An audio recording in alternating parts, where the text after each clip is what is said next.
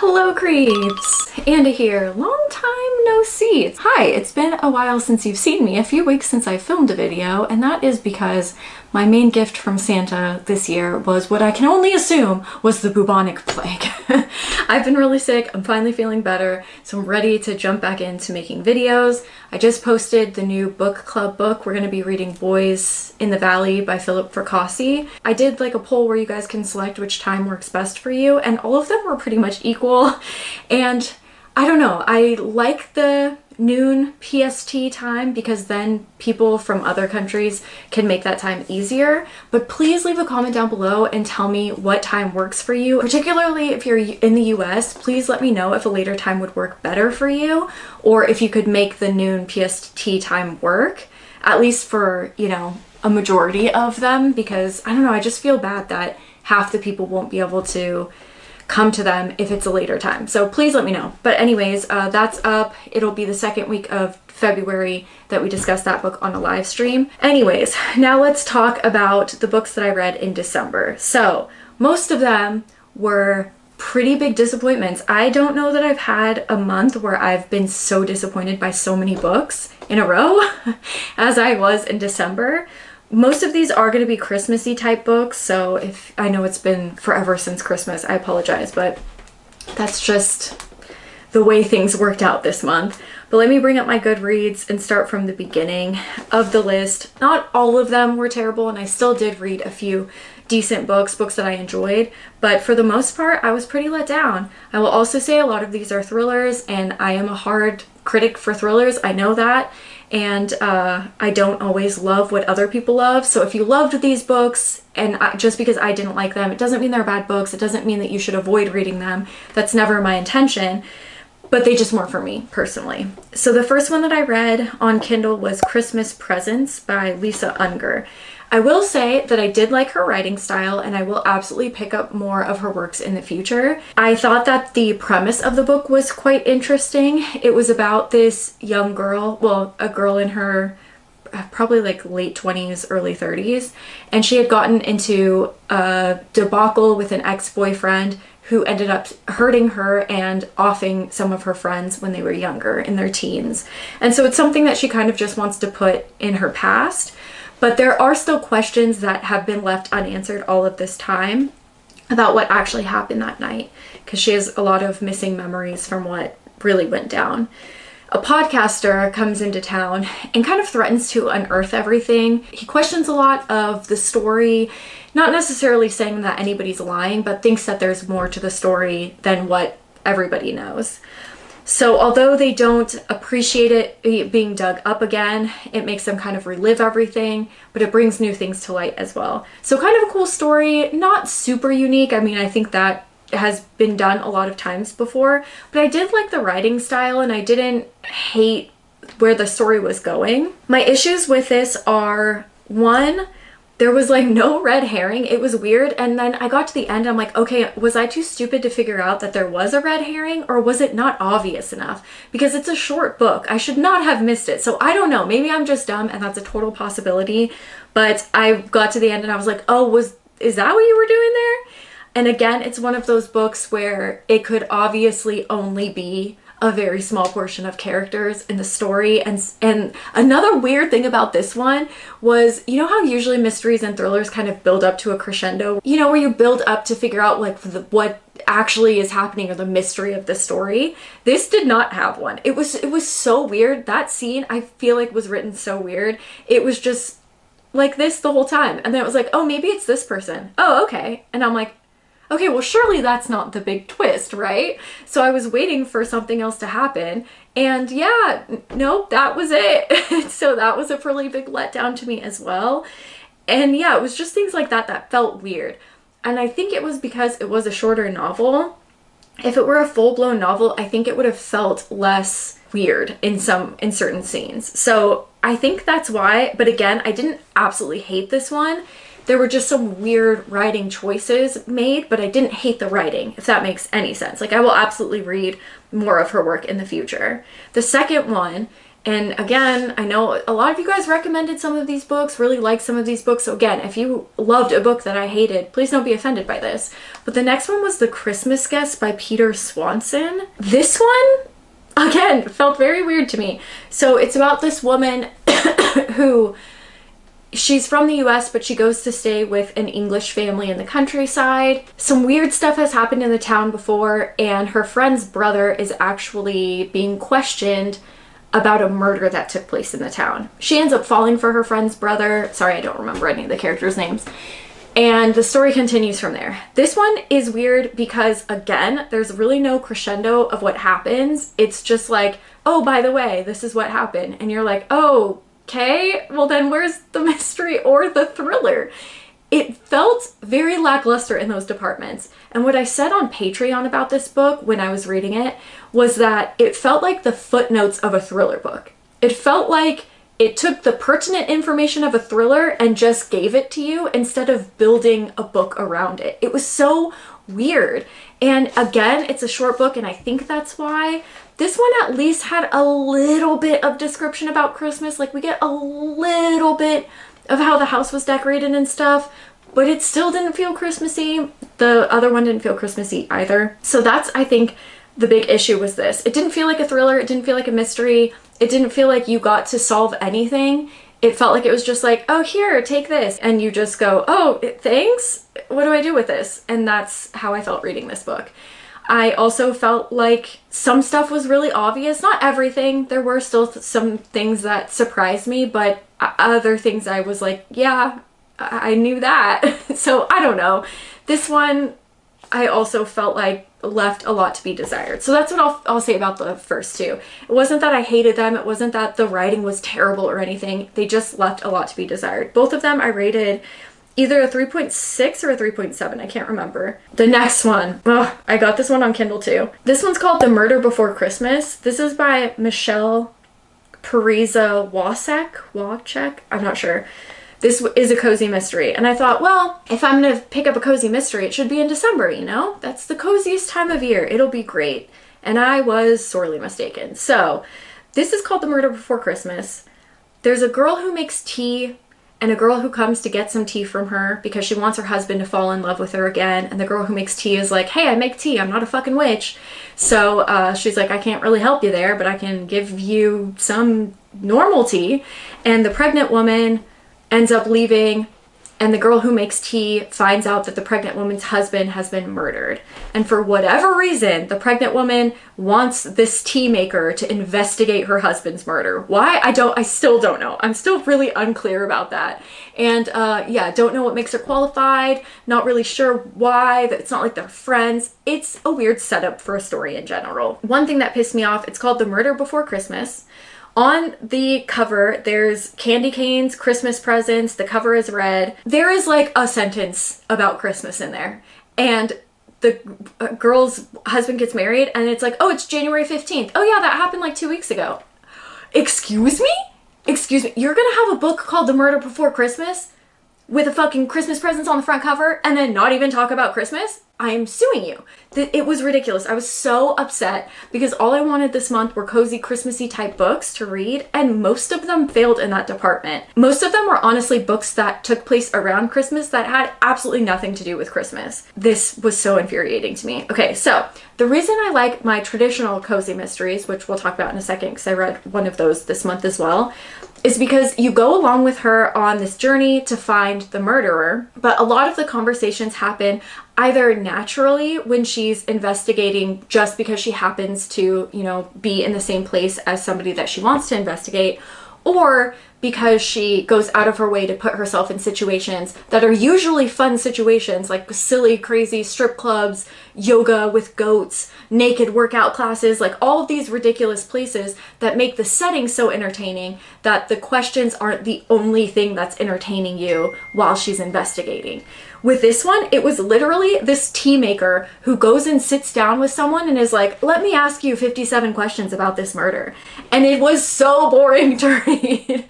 The whole time I was just like, oh my gosh, this entire chapter is just her sitting down, grilling this random person, And another thing that I like about my other cozy mysteries is that Lottie Lemon tries to be personable. She tries to make it seem like she's not prying. She asks questions that maybe make sense or pertain to the conversation or to her own life that makes people open up to her because she's seemingly a friendly, just random person.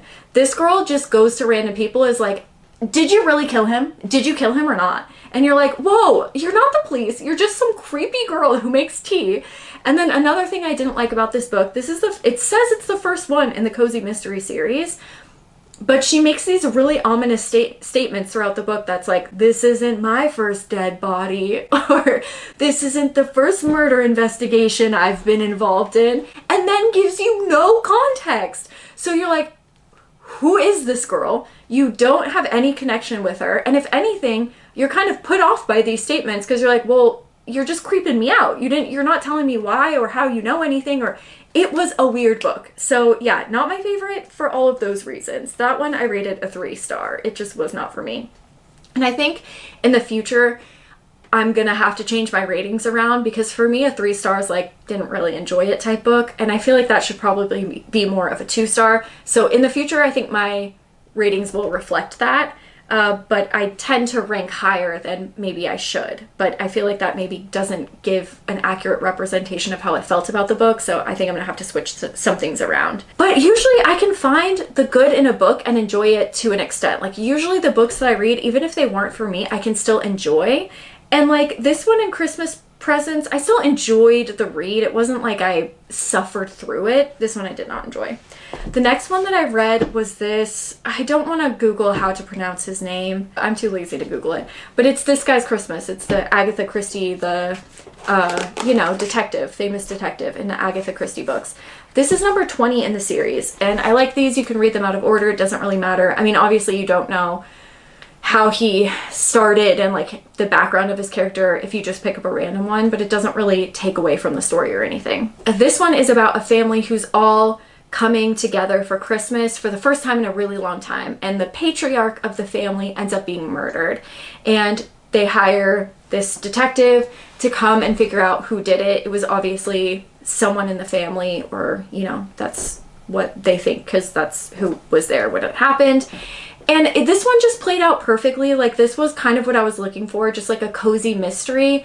Did it have anything to do with Christmas other than the fact that it took place around Christmas? No, not really. There was really barely any mention of Christmas or decorations or anything. It just kind of revolved around Christmas. So that sucked a little bit. However, the book was just what I wanted. Just like a fun read with this character in an Agatha Christie book. It was fun. The only thing I'll say is that toward maybe like definitely in the first half of the book, I said, I think it's that person. And it definitely was. And I don't think it was a random guess. I think there were just some weird things in there that kind of pointed out to the reader that it could potentially be that person, which kind of sucks. But again, it's a thriller, mystery, whatever. And a lot of those books aren't my favorite. But I really enjoy Agatha Christie books. And I like this because this was only the second one of the detective books that I've read. And the first one was Halloween Party, and that one was not good. So I'm really glad that I picked up this one. It was good. I rated that one a 4 stars. The next one that I read was Here Comes Santa Claus by Edward Lee. This was a Christmas extreme horror book. This one I gave 4 stars too, and it was just like fun, silly kind of thing. And honestly more Christmassy than most of the stuff that I read this month. But this was just about Santa Claus. He gets taken to, I don't know if it's like another dimension or hell or what exactly it is, and it's kind of like a Nightmare Before Christmas where these other beings, these like darker elves, darker Santa Claus is trying to take over Santa and Christmas and make it darker, where they're actually like, I know in The Nightmare Before Christmas they have better intentions. This was like if the people in The Nightmare Before Christmas was evil. So it was just fun all around.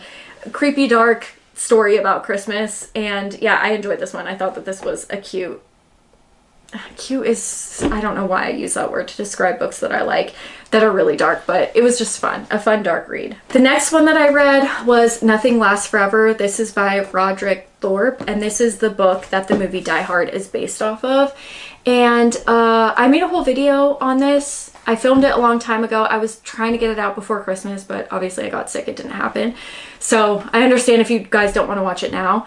But if you are interested in Die Hard and kind of comparing the movie versus the book, I suggest checking that video out because this book was crazy. Like, I was not expecting to be on Hans Gruber's side, and I was not expecting to hate everybody in the whole novel. And it kind of is the same. It's still about a man who's going to it's not his wife, but it's his daughter's party because they just closed a big deal at the company, and this group of like vigilantes is taken over, but the reasoning for everything is very different. The characters are very different. The plot is very different. The themes are very different. And it just feels very different. So yeah, if you want to check out that video, highly recommend if you like the movie Die Hard.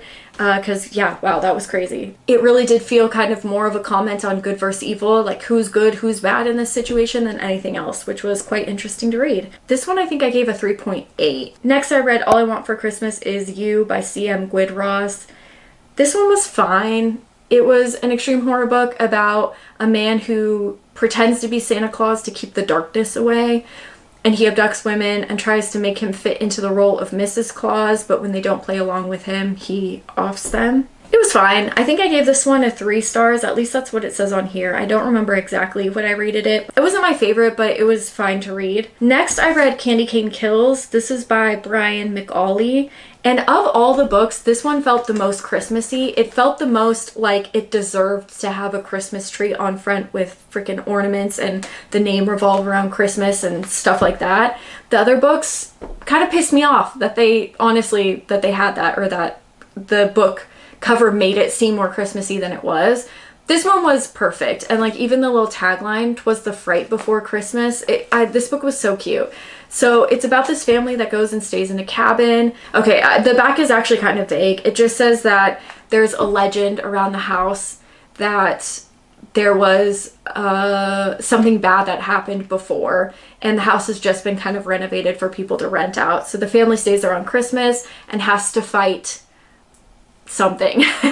But for this one, it felt Christmassy. It was around Christmas time, yes, but it also used a lot of Christmas elements in it. Christmas trees, Christmas ornaments, candy canes, all sorts of stuff that made it feel like it fit in and deserved the cover that it had versus all these other books that I read. This one, if you just want a fun read for Christmas, yeah, I recommend reading this. This was fun. Pretty fun, pretty cute, and if you just want blood and guts for Christmas, you can't go wrong with that. The next one that I read, oh, and I rated that one a 3.9, I think. This one, Yuletide Eulogy. This is number 16 in the series, and these are the books that I read every month, my cozy mysteries. Same thing happens, a murder happens, this baker tries to solve it, and that's kind of what happens in every book. This one though, I will say, I didn't like this one as much as of the other ones. And for 2 reasons. One, I was sick when I read it, so it took me a lot longer. Usually I read them in a day or 2. I read this one for quite a few days because I just was not feeling well. So I'm sure that had something to do with it. And then also, my second reason, there were so many characters introduced in this book, and some of them were vaguely introduced in the book before it, and then we had on top of that a whole host of new people in this book. There were probably 10 new characters added just in this book on top of the 30 plus characters that we've built up to this number 16 in the series. So it got a little confusing for me, and it honestly might have been because I was sick and I didn't read it as fast as I normally do. But some of the investigating and stuff, I was a little bit lost because I was like, wait, who is this again? Who's this relation to this person? So it could just be all on me. But this one wasn't my favorite of the series. I still rated it a 4-star, like, don't get me wrong, I still love this book, but it just wasn't my favorite. But yeah, and then the reason I love these two is that they do talk about the holidays a lot. Her treats that she makes revolve around whatever celebration is near, so most of the time it revolves around the holiday that happens that month. So like St. Patrick's Day or Easter or 4th of July or Christmas or Thanksgiving or whatever it is, most of them take place around that. She also does a really great job, the author, of describing what the weather is like in Honey Hollow, which makes you just feel warm and cozy too. So even though it wasn't just surrounding Christmas, I knew that going into it because the books don't just take place around one holiday, you know what I mean? So this one wasn't disappointing in that sense to me.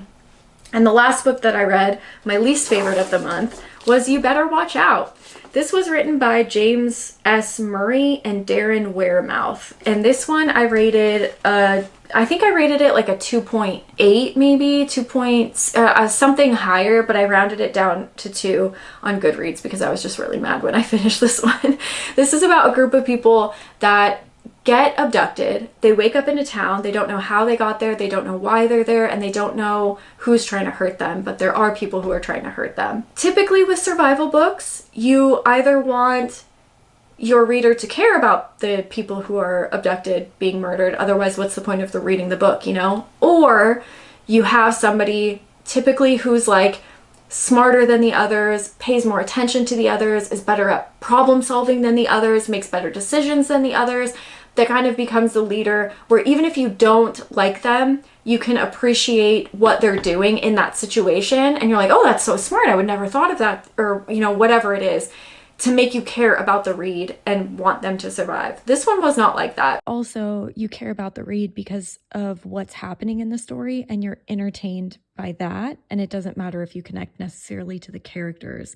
But I didn't even really like what was happening in the story either. There is one main character, but they're all dumb. They all offer absolutely nothing. He might stay more calm than some of the other characters are, but I don't think that he is any smarter or any more knowledgeable or any more helpful than any of the other characters. I didn't like anybody in this book. And so for that, I was like, oh, kind of missed opportunity, because I don't care how this book ends. Second thing I didn't really care for was that there is kind of like, I don't know, a twist. I don't know what to say, but it's obvious because of the way that it was written. I just don't particularly like thriller books that are spelled out for the audience. I prefer the writers to have enough faith in the audience to figure things out without it being spelled out for them. And maybe that's not how other people felt reading this book, but that's how I felt reading it, because, and I can't even give you too much information because it would give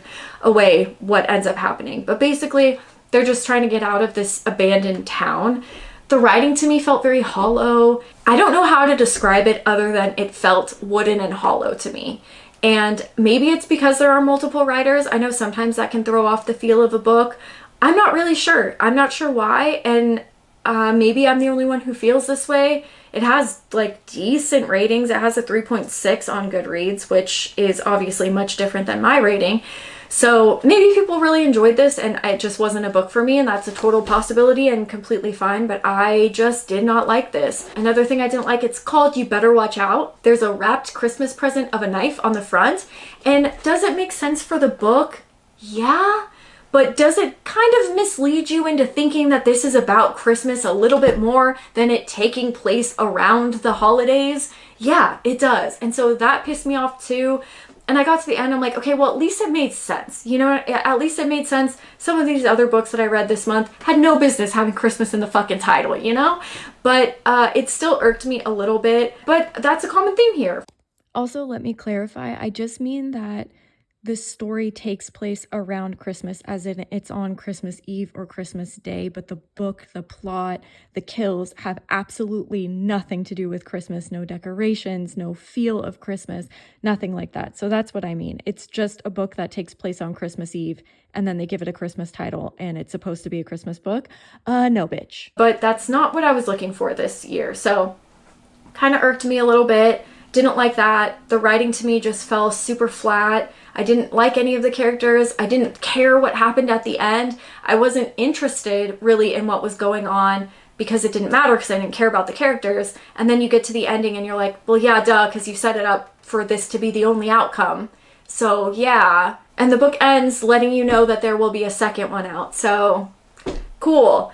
I don't think I will be reading that second one. This was just not a book for me. And I hate not liking books. I really do. I know how much work goes into writing, so like I never want to discredit someone's art, and I would never tell anybody not to read this book. Apparently a lot of people have really good things to say about it, so I hope you guys know, just because I had a bad experience with the book, I don't ever want to like discourage people from reading it or to talk badly about it. It just was not for me. Just my own personal thoughts. It sucks not enjoying a book. It sucks spending so much time with characters that you don't like or that just don't make you feel anything. Because I guess that's the point of reading, right? But otherwise, those are the 10 books that I read this Christmas season. I'm really glad to be back and making videos again. I'll have like my most anticipated 2025 books coming up. I'll have my ranking of all the books that I read last year coming up. I have a huge book haul that's sitting right over there for you guys. I got a lot of videos coming up, so I hope you will stay tuned for them. Thanks for sticking around and you know, waiting for me to not be sick